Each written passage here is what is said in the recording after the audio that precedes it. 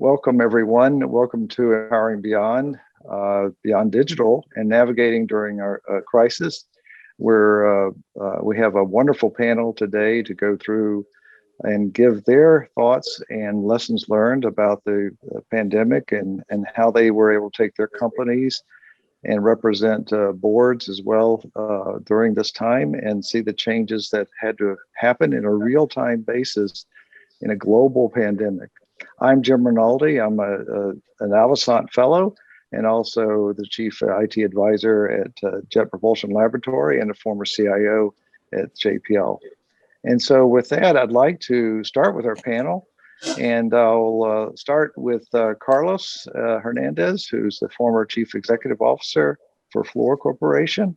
And Carlos, if you could introduce yourself a little and tell us a little bit about yourself, but also overall give your impression of the past, certainly interesting year, if not the most interesting year. Thank you, Jim. As Jim indicated, I am the recently retired CEO of Fluor Corporation.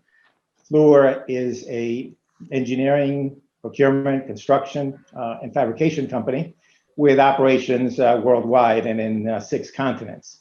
We're a Fortune 200 company, and as every other company in the world, had to endure and figure out how to operate during the last year and a half during the pandemic, which was obviously challenging. And it is challenging for companies in different ways, in my view. For example, we had not only for different companies, but within the company themselves. We had operations in the field that we had to shut down or scale back significantly, construction operations. Yet our office operations, we were able to continue largely from a work from home environment. And the challenge has been multifaceted because you can't do everything from home, but there's a lot that you can do from home. And it is interesting to me as we're coming out of this, how companies are projecting their work plans and programs for the future.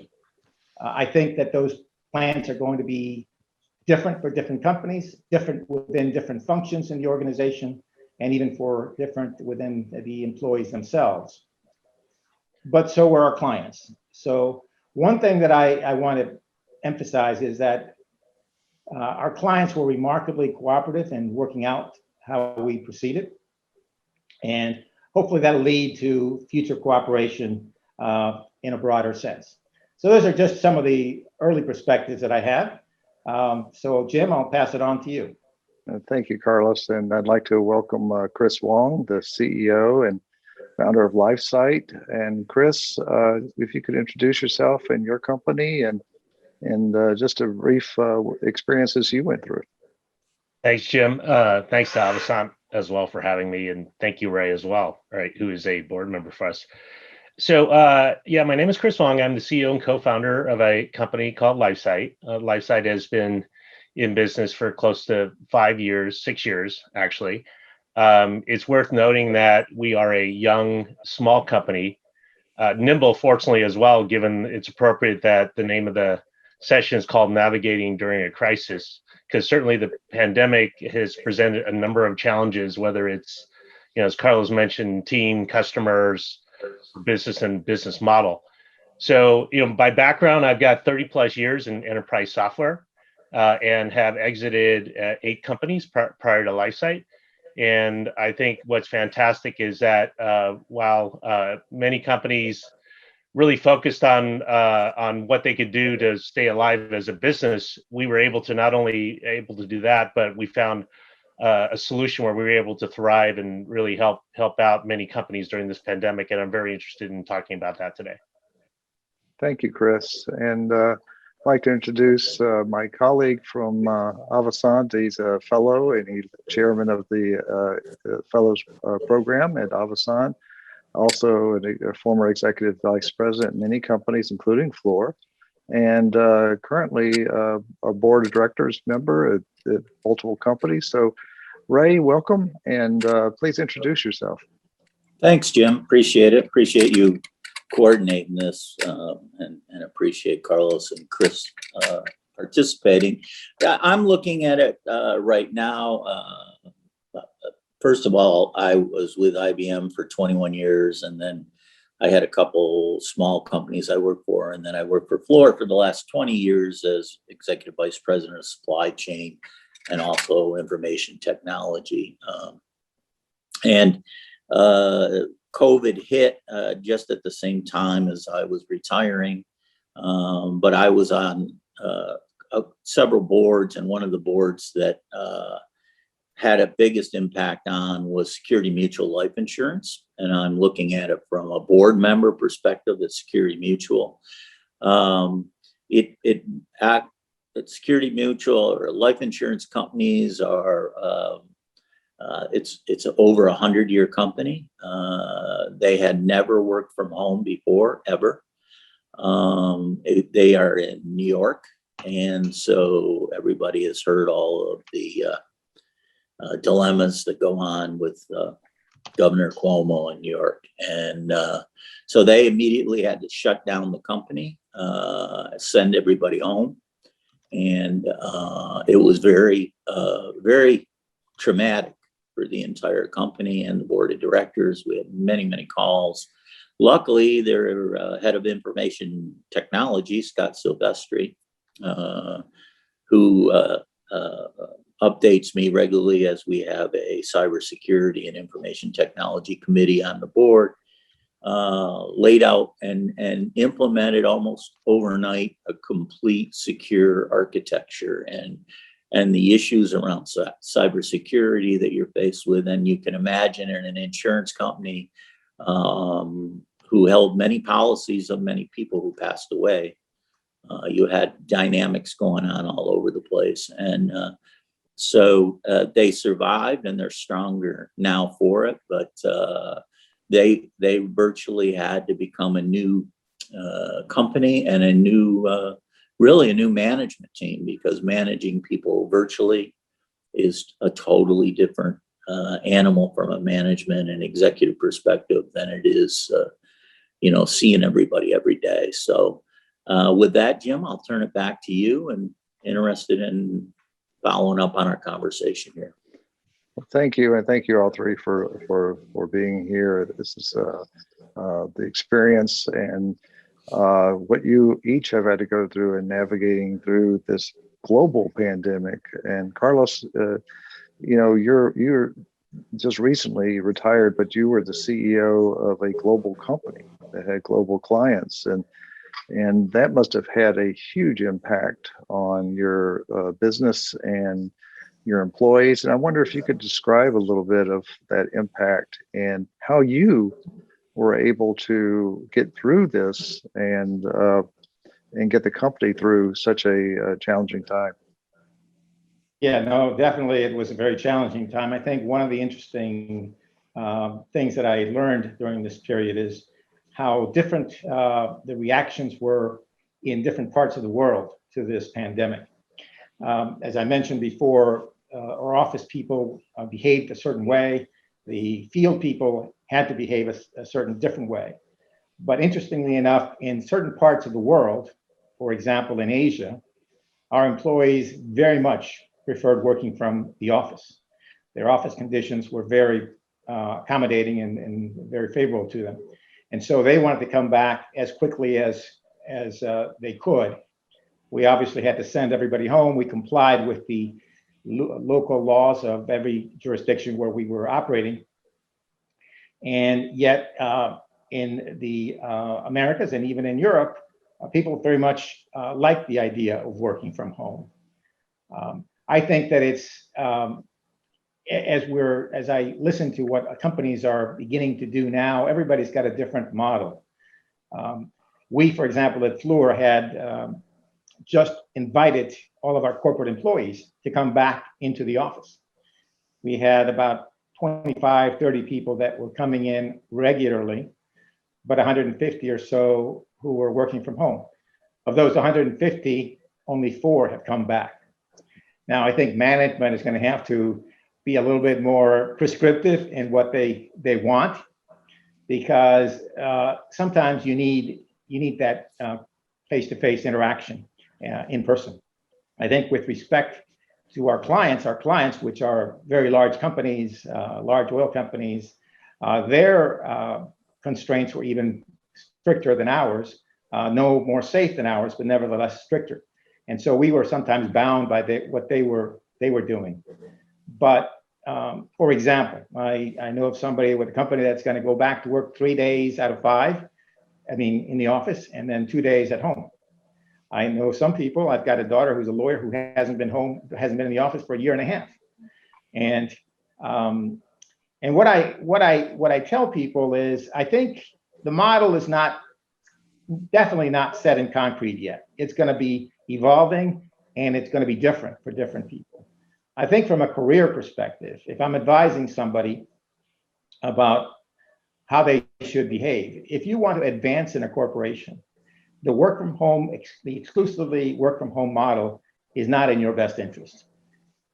Some people are very happy doing that. They don't necessarily have ambition to advance in the corporation. And I think we're seeing companies and CEOs of other major companies similarly comment that work from home is fine, but it should not be a full-time model. So those are some of the observations that I have had. At Fluor, we were able, our IT systems were such, and Ray was there for the beginning, where we were able to accommodate 20,000 people very quickly in a work from home environment.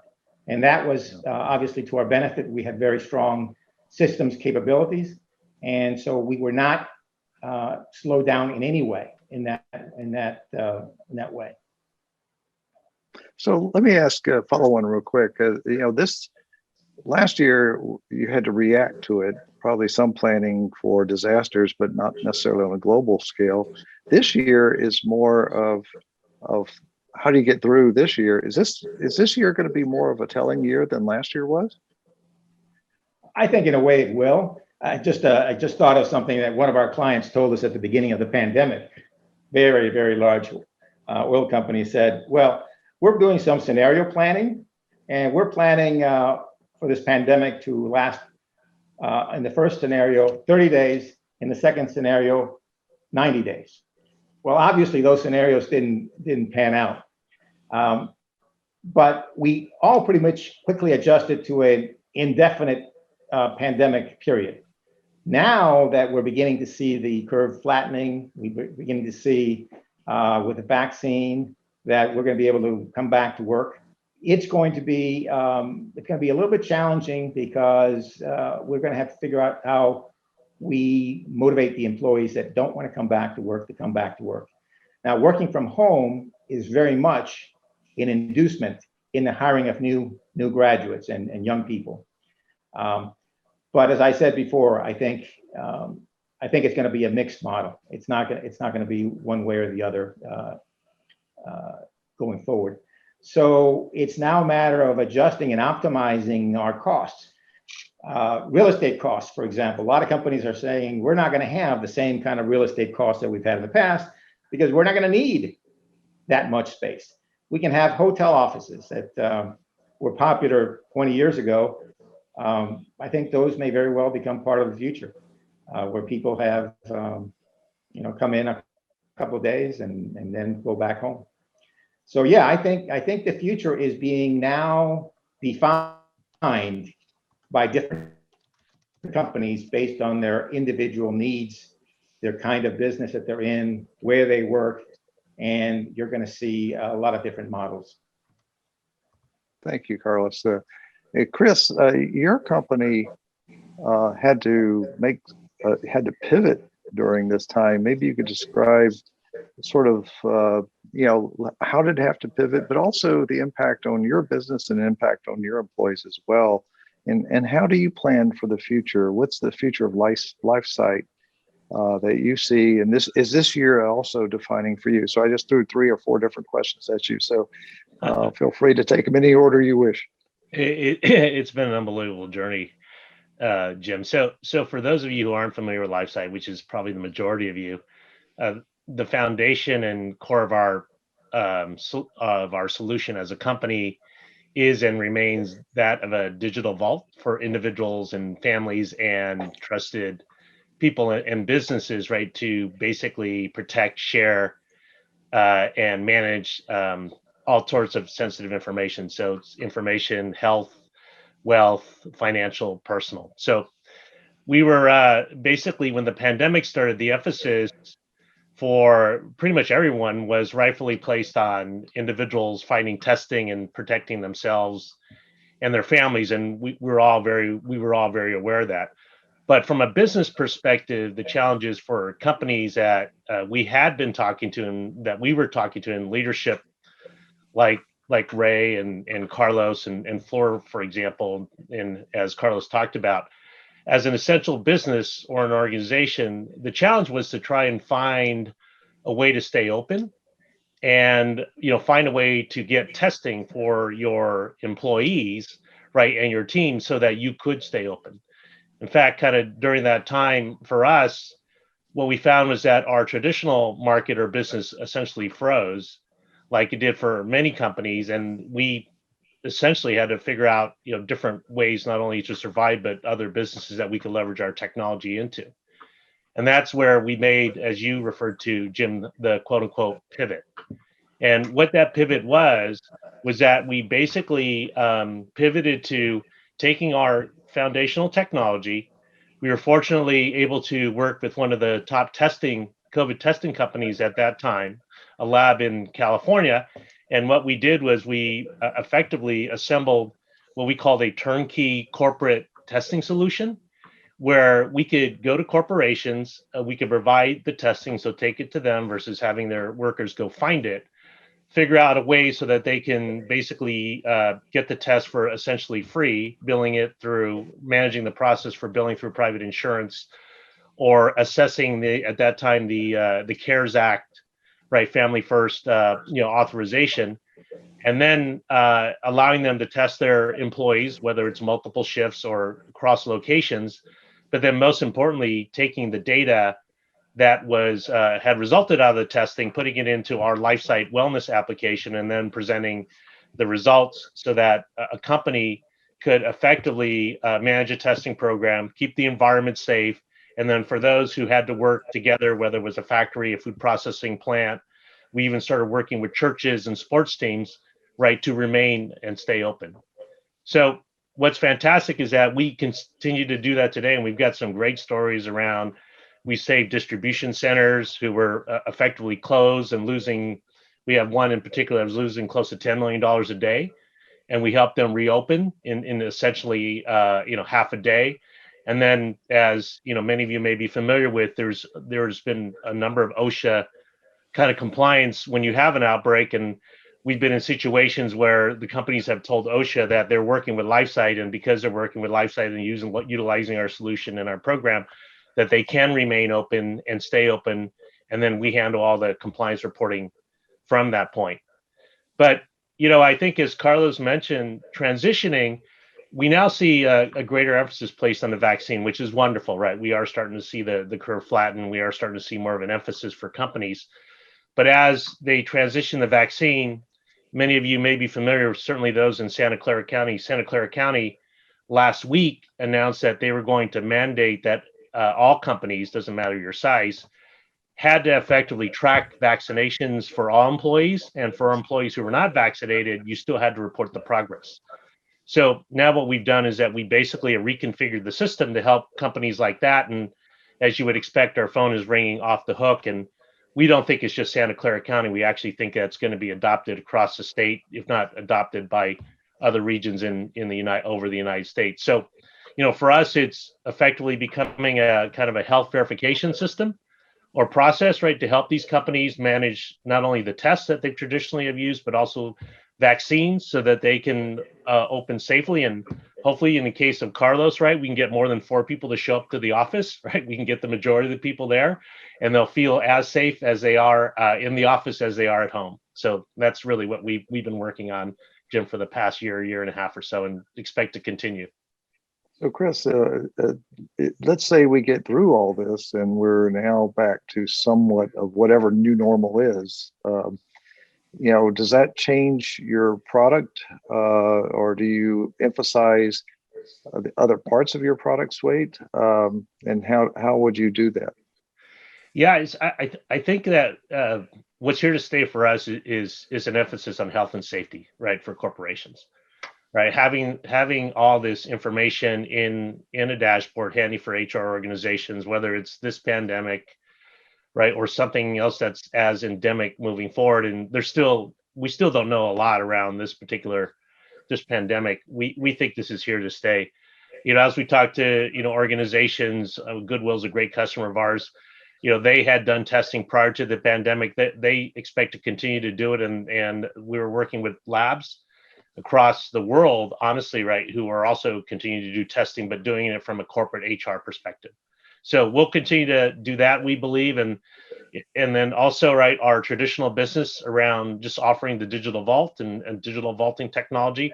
We think that's also going to basically emerge and be very important as well, continuing and looking forward. Thank you so much, Jim, Ray. if I I imagine add something to what sure. Chris said. I think the system that Chris's company has come up with is really provides a great service to company, and it's not just something that is going to be transitional in terms of this pandemic. In my opinion, I think it's something that will be lasting for a couple of reasons. The provision of health tracking system is something that companies are going to have to do. For example, even with this vaccine, the research and the indications are now that within a year, people are going to have to get booster shots to keep the vaccine active, and that's going to be part of this tracking that they're going to be doing, and with perhaps other illnesses as well. Everybody gets flu shots. Maybe they'll track people that get flu shots or not. Now, there will be some challenges to that on the other hand, because there will be the privacy people who will say, I don't want my health care information, my medications tracked by somebody. So you're going to have that tension, but it is clearly a service that companies are going to adopt, in my view, and they'll figure out a way to get over the privacy concerns that I suspect will be voiced in some locations. Well, that's a interesting observation, Carlos, because I happen to think that these kind of problems, what are new problems we're going to find because of we're being more and more digital, and that is certainly where the world is going, and certainly here in the States. But that's going to bring up all kinds of cyber and privacy and more things that we need to solve as we experience this new wave and new way of working. Ray, how are board of directors looking at, certainly you mentioned your own insurance company board, and the risk must be tremendous. Were they surprised by the pandemic? Was the board surprised? I would say we were semi-surprised at the severity. We had Dr. Reardon on the board, who's a well-known research doctor at the University of Florida. And he had, the minute things began to happen overseas, he had updated the board that this could be way more serious. He also knows Dr. Fauci very well. And so we kind of knew something was going to, but severity wise, to think you were going to have to shut down your company, to think you were going to have to come up with a 1 year and longer survival plan of employees working from home. And then on top of that, you can imagine in the insurance business, our lifeblood is our policyholders. And so you all automatically had to architect a brand new communication mechanism with your policy holders. And then on top of that, right, insurance companies make most of their money from the stock exchange. And so the board was constantly every week on the phone about moving money around and what were we going to do and so on and so forth. So I think insurance companies got impacted. I won't say worse than anybody else, but it really almost became how are we going to. The CIO was amazing to me. He updated me the other day and he said, Ray, I got to be honest with you. I did 10 years worth of work in 1 year. for all the changes that had come up, how they had to re-architect the company, how the management team had to do videos that they sent out to the employees every week on here's what we're doing, checking on employees at home. Are you okay? Are you feeling okay? And then begin the whole cycle of what do we do for testing and all those kind of things. Now they're in the process of some people coming back, but in New York State, they've just passed a new law called the Heroes Bill. And so employees have huge flexibility on when they come back to work, whether they come back to work, and how much time they get for both themselves and their family when it comes to the virus and medical attention and all those kinds of things. So I think that's the other thing, and Chris alluded to it with the counties getting involved. I think we're going to see lots of laws thrown on the books for lots of reasons, and it is going to continue to make our companies be pretty flexible about our employees as well as our shareholders or our policyholders and obviously our customers. Yeah, it certainly, when we're going through a pandemic, we learned so much. What would you say, and I'll start with you, Ray, since you were just, what do you say is the biggest lesson learned from this year that you advise the companies that you support for the next year or and beyond?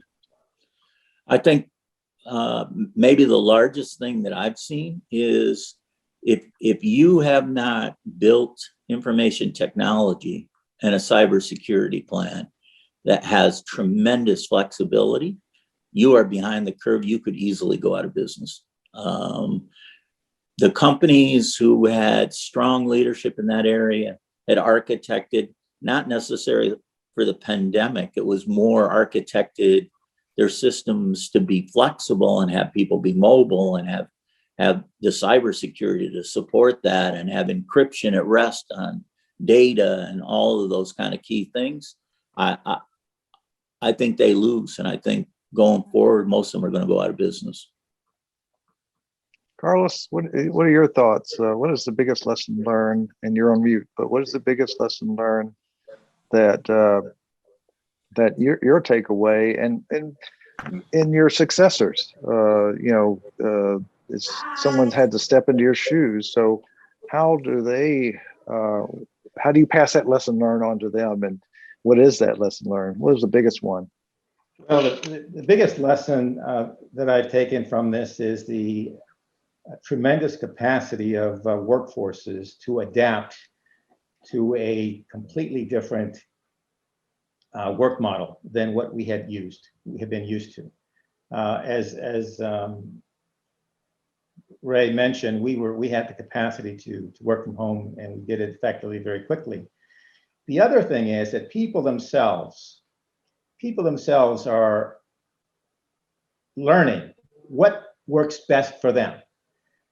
Am I somebody that can sit at home, get up at 6 a.m. in my pajamas, get in front of the computer, maybe put on a t-shirt and work from home 12 hours?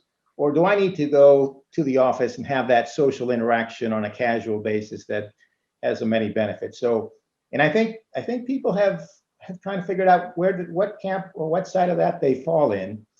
And that's going to be what they're going to want to do in the future. I think from a company perspective, management is going to have a little bit different view, because management is going to look at the needs of the company. And if I have a team working on a project and it's not the same, we've done a lot to get there, but it's not quite the same. Chris, same question to you. What is your biggest lesson learned, and what are you going to take forward in driving your company? You're a software-driven company, but the services you offer impact many. My God, it's like a lesson a day, right? Over the last year and a half, right? And I would say, I think it's the lesson really is around adapting and evolving. Because just put this in context, once again, to companies and what their experience, is that they're getting wagged, right, on a daily basis, right, where everything that's coming to them is guidance. Everything that coming to them is they're not sure whether it's a true, a true regulation or not.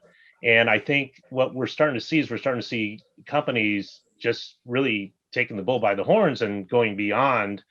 And I think, Carlos and Ray keep talking about it and just saying, well, we're just going to take the bull by the horns and we're just going to go beyond what the CDC says, or we're going to go beyond what the state is asking us to do, and just making sure that, we're looking ahead. So examples that I am familiar with is that, like, for instance, Delta is now requiring all their new employees, right, to be completely vaccinated. Now, I think, as Carlos pointed out, right, that presents a number of challenges, right, whether they're legal challenges or ethical challenges, and it's going to vary state by state, right? But we're seeing more and more of that. In California, I just had a conversation with the UC system, who is saying that, hundreds of their campuses now, right, are going to require vaccinations before they come on board. So the story's not complete yet. We're seeing companies struggle with this. And I think for us, right, given we're fortunately in a position where we can help, right, I think, our lesson learned here moving forward is that we just need to continue to lesson. We need to continue to adapt. We've got something that is of value that we need to evolve, and I think we'll continue to do so, right, for the most part. Well, let me pick up on something that Ray kind of mentioned earlier, and just from a former CIO perspective, if you're not planning for the future will catch up with you really fast. And we planned during my tenure as CIO, 14 plus years at JPL as CIO. And one of the things that we did is we always planned for a remote workforce, and we always had a remote workforce. People like to be very mobile, but we had to adjust also to the length of time and the other parts of mobile, such as the virtual presence and things of that nature. And having to invest in those things are not early on to prepare are not always the easiest thing to do. And I think the words of wisdom from all three of you is you may have to look into the future. You may have to think about what are the basics and what are the things that you have to prepare for from a risk management standpoint, as well as from technology and investment and things of that nature that may not be popular at that moment. And that takes a lot of courage to do so. And from what I get from all three of you, there was courage is one of the things that I've seen to take the pandemic on, to advise, whether you're on the board or being CEOs, to navigate through this challenge. And as we go forward, I mean, part of this whole conference is Empowering Beyond Digital. It means that we'll have new adventures, new technologies, and new capabilities. So thank you all three for being a part of this. And I look forward to seeing you again. And thank you to the audience for listening in. Thanks, Jim. Thanks, Jim, Jim. for having us. Appreciate it. Thank you, Avasant.